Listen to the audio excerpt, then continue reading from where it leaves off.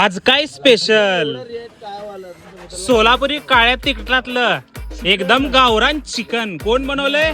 आपले महेश भाऊ सुकून MH13. कसा आहे क्वालिटी आणि क्वांटिटी? कुठून? सोलापुरी चिकनचा तर काय विषय वेगळाच आहे. मग काय म्हणतो निवांत? आम्ही आज आलो या शेताला. आपल्या रॉनी भाऊंचं शेत आहे आणि आपल्या सागर भाऊंची पार्टी आहे. 2 महिन्याखाली त्यांचं लग्न झालंय पण अजून काय पार्टी दिले नव्हते म्हणून आज सगळ्यांना बोलून घेतले ते एकत्र. आणि आज आम्ही करणार आहे मस्तपैकी चिकन पार्टी. सोलापुरी स्टाईल चिकन बनवण्यासाठी ना पहिला एकदम फ्रेश चिकन मध्ये मीठ टाकून घ्यायचं. मीठ टाकून झाल्यानंतर ना ह्याच्यामध्ये टाकायचं हळद वगैरे टाकून ना एकदम सगळं मिसळून घ्यायचं.